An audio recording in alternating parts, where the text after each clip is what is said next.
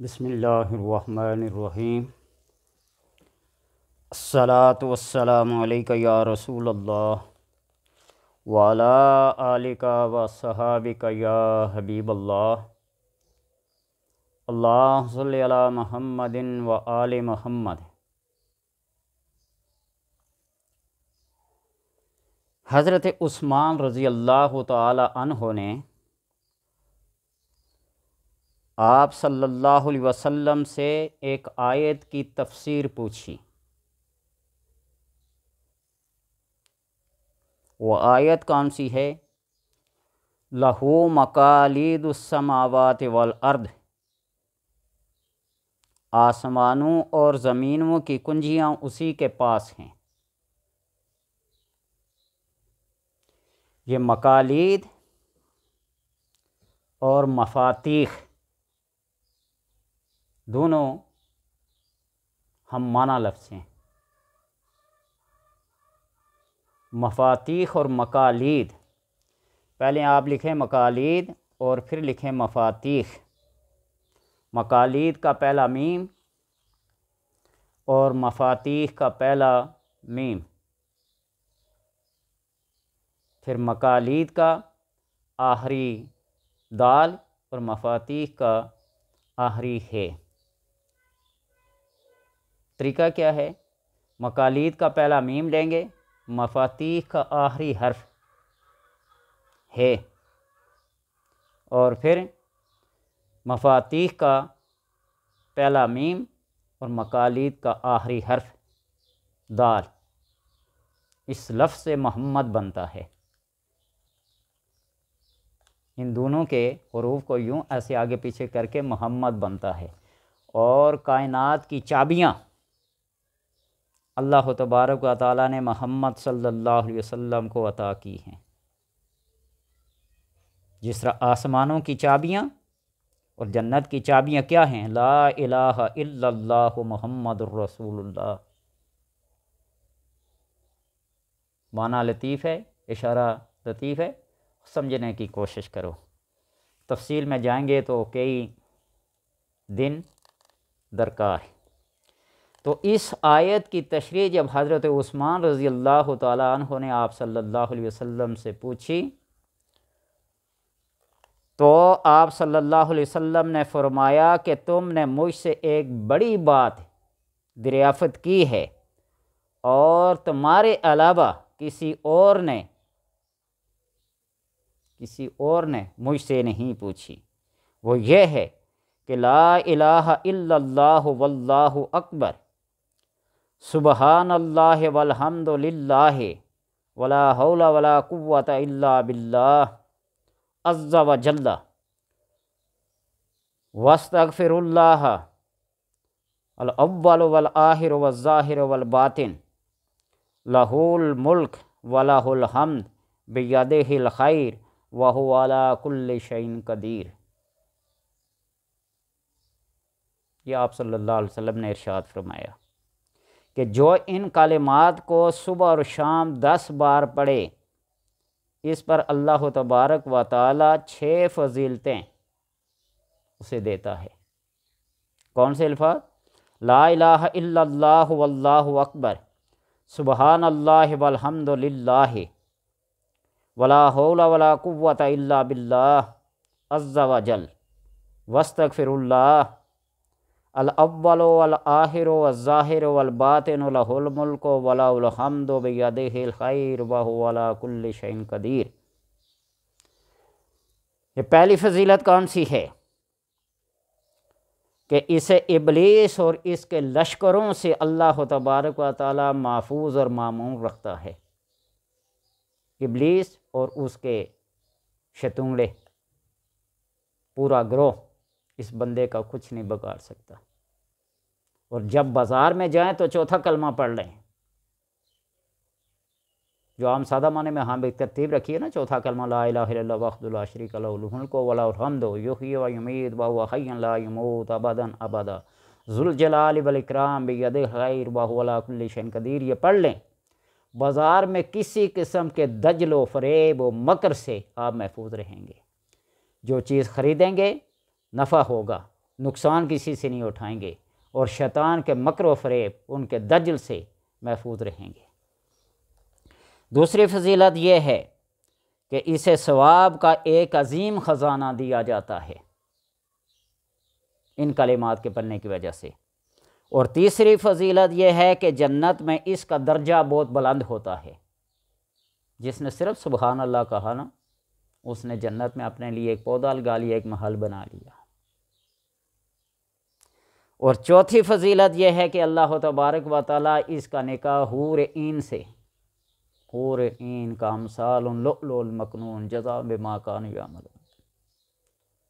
سورہ واقعہ پڑھ کے دیکھ لیں یا سورہ طور پڑھ کے دیکھ لیں، جو جنت میں حور و غلمان، جنت کی نعمتیں، طلح ممدود فاکہۃ کثیرۃ، پانی، فروٹ، پھل، حوریں، ہم عمر لڑکیاں، جتنے بھی جنت کے خواص ہیں وہ اسے عطا کیے جائیں گے۔ پانچویں فضیلت یہ ہے کہ اس کے لیے اللہ تبارک و تعالیٰ 12 فرشتے مقرر کر دیتا ہے جو اس کے لیے استغفار پڑھتے ہیں۔ اس نے ایک دفعہ پڑھا، 10 دفعہ پڑھا نا، استغفر اللہ الاول والآخر والظاہر والباطن، یہ پڑھا نا، تو اللہ تبارک و تعالیٰ 12 فرشتوں کی زبان پہ استغفار جاری کر دیتا ہے اس بندے کے حق کے لیے۔ اور چھٹی فضیلت یہ ہے کہ اسے اللہ تبارک و تعالیٰ حج و عمرے کا ثواب دیتا ہے۔ اب جتنی بھی یہ باتیں ہیں، یہ عملیات ہیں یا یہ وظائف ہیں، یہ عقل والوں کے لیے، سمجھ والوں کے لیے، محبت والوں کے لیے ہیں۔ بد عقیدہ لوگ اس سے دور رہیں، جسے کہا جاتا نا، لوگ اپنی تبلیغ میں، اپنی تقریر میں، اپنی تدریس میں بزرگوں کے اوپر طنز کرتے ہیں اور کہتے ہیں کہ اپنی بزرگی ثابت کرو۔ اب داتا صاحب جیسی شخصیت یا غوث پاک جیسی شخصیت کے بارے میں کوئی ایسا کہے کہ غوث پاک اپنی بزرگی ثابت کریں، داتا صاحب اپنی بزرگی ثابت کریں یا کوئی ثابت کرے، تو میں نے ایک آدمی سے کہا کہ تو اپنی شیطانی ثابت کر جو تو یہ کہتا ہے، تو میں بزرگی ثابت کروں گا۔ بات لمبی ہو جاتی ہے۔ ایک دفعہ نا ایک کسی آفس میں بیٹھے تھے، میرے بھائی کے دفتر میں بیٹھے ہوئے تھے نا، تو وہاں وہ دور تھا کہ داتا صاحب کے عرس کی کوئی تقریبات تھی، تو ایک ان کا ملازم کہنے لگا اپنے چیف سے کہ مجھے چھٹی چاہیے 5-7 دن کی۔ اس نے کہا کس لیے؟ کہنے لگا داتا صاحب عرس ہے تو میں جانا چاہتا ہوں۔ تو اس نے کہا کون سا داتا؟ داتا صرف ایک ہے، اس کے علاوہ کوئی داتا نہیں ہے۔ اب کسی کا نام کیا رکھ دیں؟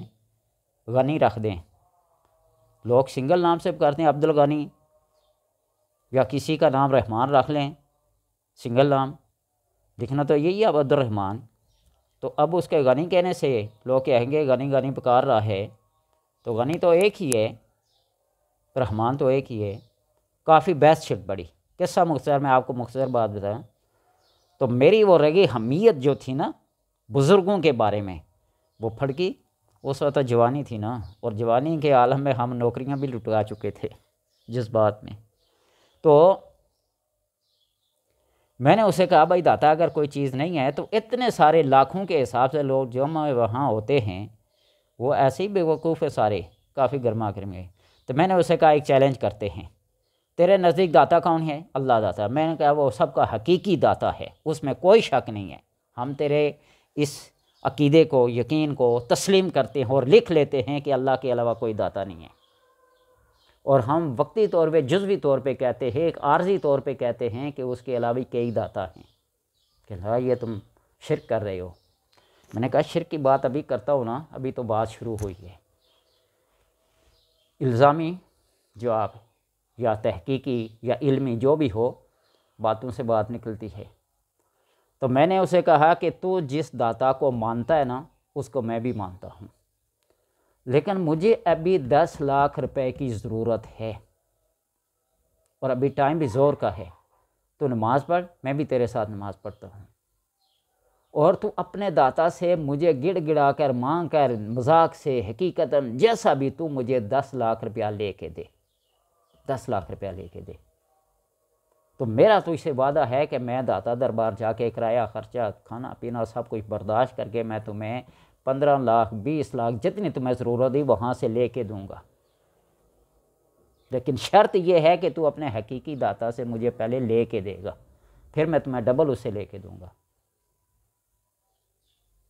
بات یہ ہے کہ اللہ تبارک و تعالیٰ کی عطا میں کوئی شک ہے، اس کے وہاب ہونے میں، اس کے رزاق ہونے میں، اس کے ستار و غفار ہونے میں کسی کو شک ہے؟ لیکن جب ایسے ایک بحث چھڑ پڑے اور ایک دوسرے کو نیچا دیکھنا ہو تو بندہ بڑی بڑی باتیں کر لیتا ہے۔ یوں اگر ایسا ہوتا ہو تو بندہ تو کیا کرے، کمائی کرے ہی نا، بیٹھ کے سجدے میں پڑھ کر 10 لاکھ 20 لاکھ کروڑوں کے حساب سے وہ لے لے۔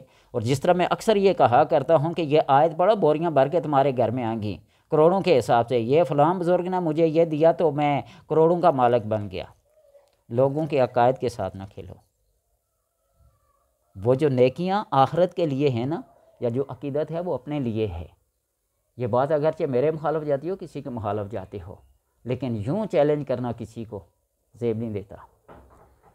یہ آپ صلی اللہ علیہ وسلم نے حضرت فاطمہ رضی اللہ تعالی عنہا کو جو تسبیحات بتائی تھی، جو تسبیح فاطمہ کے نام سے مشہور ہے، اب ذرا جو کام حضرت فاطمہ رضی اللہ تعالی عنہا نے لیا کسی اور کو بھی میسر آیا؟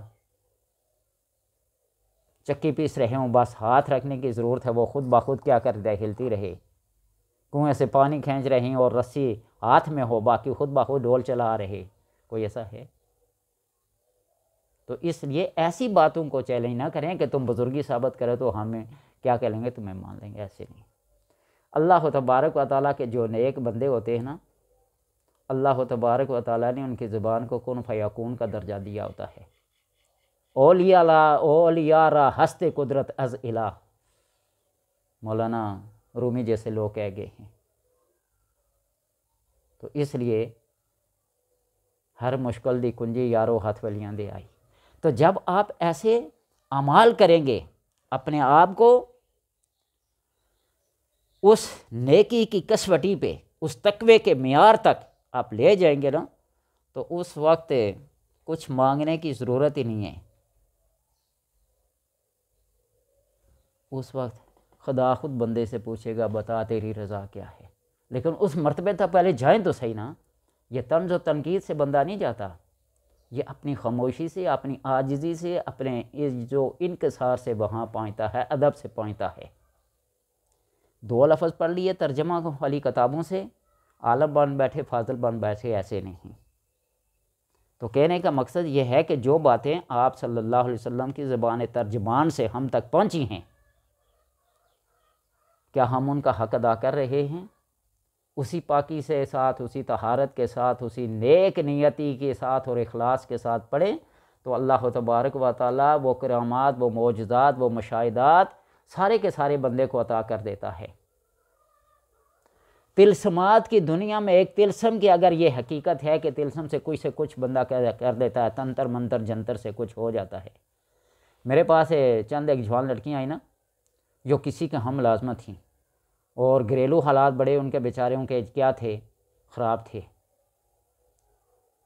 تو وہ ایک خاتون تھی جو عمل بنی بیٹھی تھی، تو وہ کپڑے استری کرنے کے لیے دیتی، تو کپڑے کے اندر کسی وائٹ کاغذ پہ کچھ لکھ کے نا انہیں دیتی۔ جب وہ کپڑے کے کرتی تو اندر سے کاغذ نکلتا نا، تو وہ رکھا ہوتا تھا اس نے، تو وہ دکھاتی آپ نے میرے کپڑے استری کیے تو یہ دیکھیں نا اس کے اندر سے یہ لکھا ہوا نکلا۔ وہ بڑی حیران ہوتی۔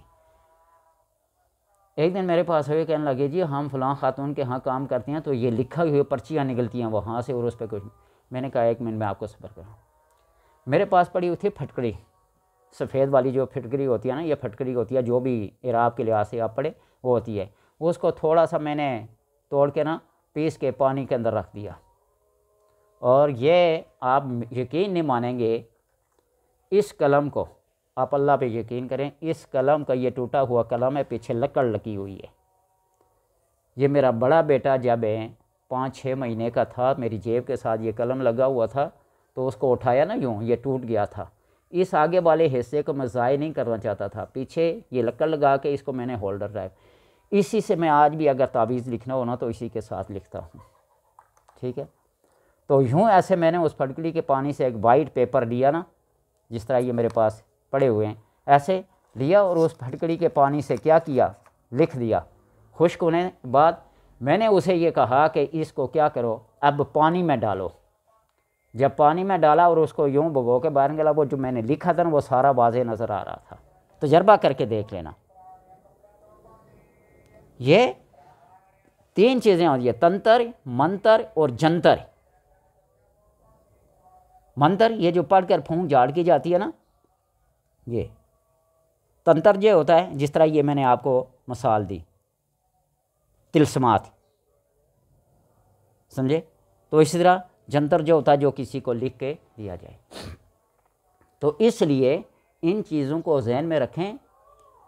ہمارے استاد محترم فرمایا کرتے تھے جو مفتی ہوتا ہے، جو ٹیچر ہوتا ہے، جو ڈاکٹر ہوتا ہے، جو حکیم ہوتا ہے نا، اس کو اپنے علاقے کی زبان سے، ماحولیات سے، ہر علم سے، جزئی سے، کلی سے واقف ہونا ضروری ہے۔ لکیر کے فقیر جو کسی نے کہہ دیا نہیں، بن کے تجربہ کر کے دکھا۔ تو وہ بات ہے جس طرح میں نے آپ کو یہ بتایا نا، یہ دیکھیں مقالید اور مفاتیح یہ لکھا ہوا ہے، دیکھیں مقالید بھی لکھا ہے، مفاتیح بھی لکھا ہے۔ تو جس طرح شروع میں بتایا نا، مقالید کے میم کو لے لیں اور مفاتیح کی ہے کو لے لیں، آخر والے حرف کو، اور پھر مفاتیح میم پہلے حرف کو لے لیں اور مقالید کے آخری دال کو لے دیں، لفظ محمد بن جاتا ہے۔ یہی کن فیکون کی کنجی ہے۔ گرو نانک کو دیکھیں نا، اس علم العداد سے 92 عدد آپ صلی اللہ علیہ وسلم کا بنتا ہے۔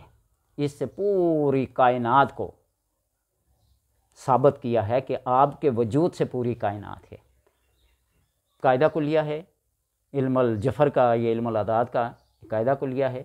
جس طرح وہ 15 کا نقش لکھا جاتا ہے، جدھر سے جمع کریں حوا علیہ السلام کا نام ہے، ہر طرف سے جمع کریں وہ بنتے ہیں۔ تو کہنے کا مطلب یہ ہوتا ہے کہ ہر بندے کے ساتھ اپنا ایک علم ہوتا ہے، اپنا ایک فن ہوتا ہے، اپنا ایک ہنر ہوتا ہے، لیکن اللہ تبارک و تعالیٰ جو علم لدنی کسی کو عطا کرتا ہے نا، اس کو چیلنج کرنا شروع کر دیں تو پھر یہ بات بڑھ جائے گی، ختم نہیں ہوگی۔ اللہ تبارک و تعالیٰ سے دعا ہے کہ سمجھنے کی توفیق عطا فرمائے، اور جن آیات کی ایسی مشکل ترین آیات کی تشریحات آپ صلی اللہ علیہ وسلم نے فرمائی ہیں، اسے جو درجہ جو بندہ دے اپنے علم کے مطابق، اس کا اپنا علم ہے، اس کا اپنا نظریہ ہے، اس کی اپنی سوچ ہے، جب وہاں پہنچے گے نا، حساب کتاب ہوگا، جزا سزا کا دن آئے گا، تو پھر سب کو پتہ چل جائے گا کہ میں کیا کرتا تھا اور کیا کہتا تھا۔ تو اس لیے اللہ تبارک و تعالیٰ کے پاکیزہ لوگ، مقدس لوگ، انبیاء، شہداء، صالحین، مقربین، سلف صالحین جتنے بھی گزرے ہیں، انہوں نے زندگیاں اپنی ایسے ہی برباد نہیں کی ہیں، وہ جو بھی کام کیے ہیں امت کی اصلاح کے لیے کیے ہیں۔ تو ان پر طنز کرنا، ان پہ تنقید کرنا، ان کی باتوں کو یوں ہوا میں اڑا دینا، ایسا نہیں۔ جو وظائف اور عملیات بزرگان دین سے چلے آ رہے ہیں، اس کو کسی سے فائدہ پہنچے یا نہ پہنچے، وہ کوئی فائدہ دے سکے عمل یا نہ دے سکے، اگر تمہیں فائدہ نہیں پہنچ رہا تو اس کا یہ مطلب یہ نہیں ہے کہ وہ سارے بیکار اور بے سود ہیں۔ تو اس لیے اس بات کو سمجھو اور عمل کرو۔ اللہ تبارک و تعالیٰ سمجھنے کی توفیق عطا کریں۔ بس اللہ سے سمجھ کی توفیق کی دعا مانگا کرو۔